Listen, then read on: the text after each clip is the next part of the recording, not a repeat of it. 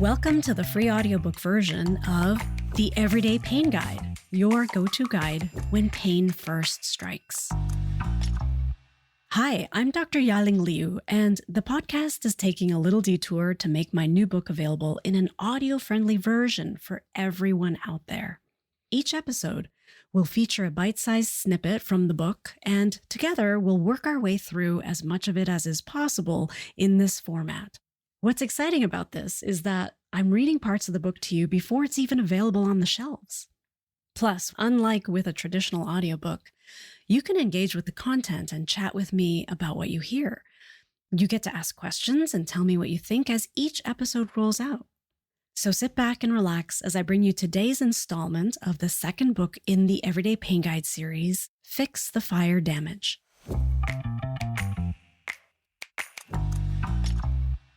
Today, we're going to look at how to release the first of the big three garbage items that travel through your body machine and sadly contribute to inflammation in their very sneaky and alluring way.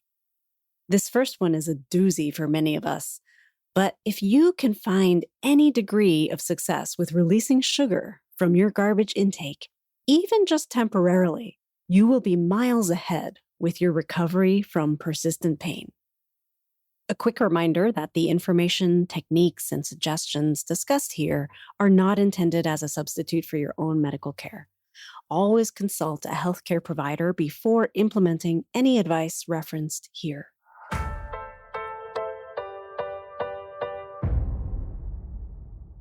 Release the big three: sugar, processed foods, and caffeine. If you're lucky, these are the only three things you'll have to take a break from to notice relief from your everyday pain. By working your way through the big three, you'll gain the information needed to sidestep a whole host of burdensome garbage that can trigger inflammation and pain. In a perfect world, you would stop eating and drinking all three, but it's okay if all you can commit to is experimenting with one at a time.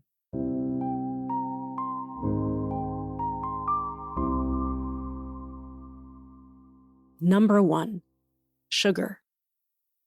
It's no secret anymore that refined sugar acts on the brain in a way that mimics the addictive impact of drugs. This is complicated by the fact that the brain's primary fuel is the sugar molecule glucose. Rest assured, your brain can get ample amounts of glucose fuel through a modest diet of whole foods. The problem with sugar occurs primarily when it's ingested as a refined additive, which provides far higher amounts than expected. Anytime you reach for things like packaged foods, baked goods, chocolates, and candies, you are probably taking in a higher concentration of sugar than you would naturally choose if you had to spoon it. To make matters worse, unexpected spikes of inflammatory sugar in our blood don't just come from the sugar we eat.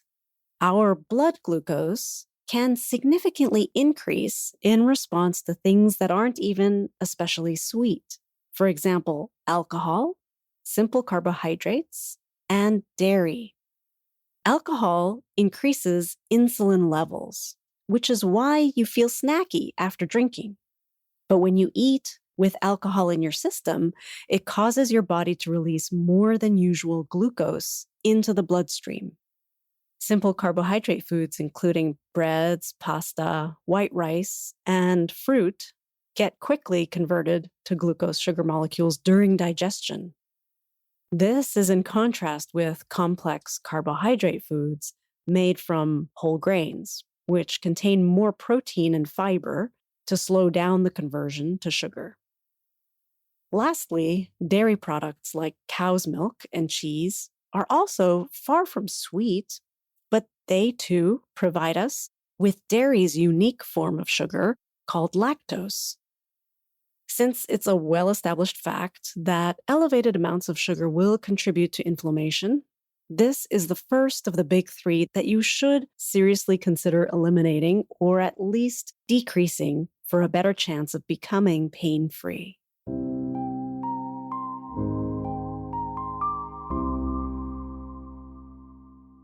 Release your sugar.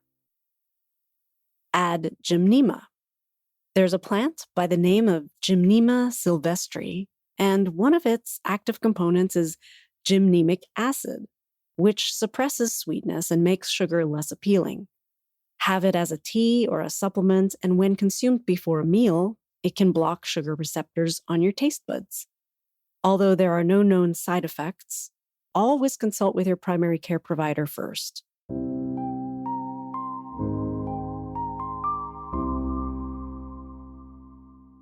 Increase your fiber. Fiber, both soluble and insoluble, lowers blood sugar and improves overall glucose metabolism. You can simply eat foods high in fiber like oats, nuts, carrots, or lentils, to name a few. You can also supplement with powders or capsules containing psyllium husk, for example. But if you choose to supplement, proceed with caution and consult a physician. You'll need to pay extra attention to your water intake to avoid stopping up your gut, and certain fiber supplements can cause the opposite problem for some people.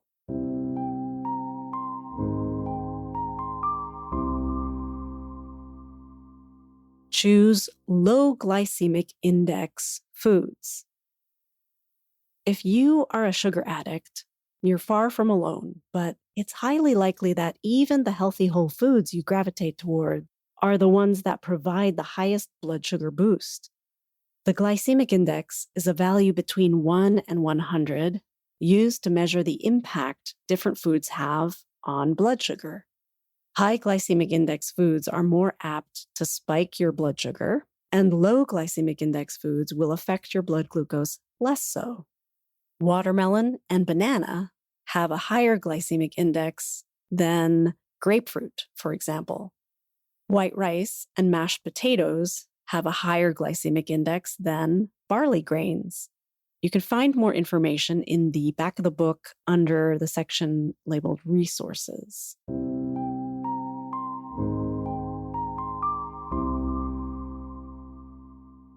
Eat fruit with consideration and moderation.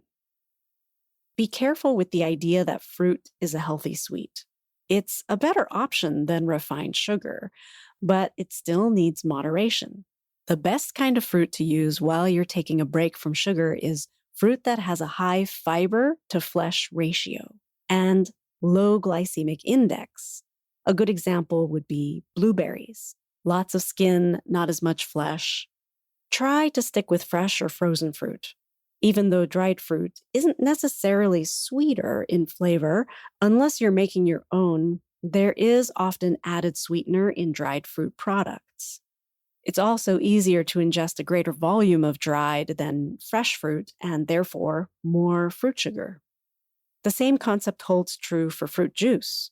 Even when unsweetened, the fruit sugars are in such high concentration that it's best to dilute with water or avoid it altogether during this particular action phase.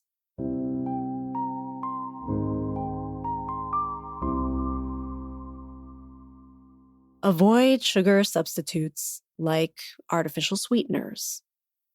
The main thing to know here is that artificial sweeteners are 200 to 700 times sweeter than sugar. It has been found that this level of sweetness actually perpetuates sugar cravings and can lead to increasingly poor choices as a result. Do yourself a favor and stay away from these. By the way, if you're a smoker, your taste buds are less sensitive and you're more likely to be eating far more sugar as well as salt in order to be able to taste it sufficiently.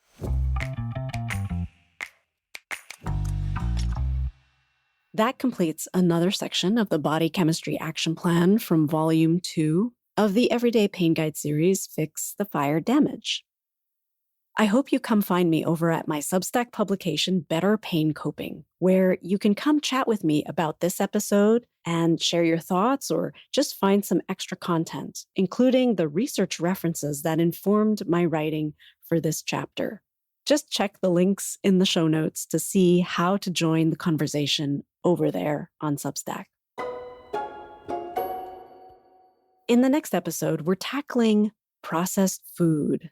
as the second of the big three garbage items that you might be considering releasing temporarily for the sake of lower overall body inflammation and therefore pain. See you then.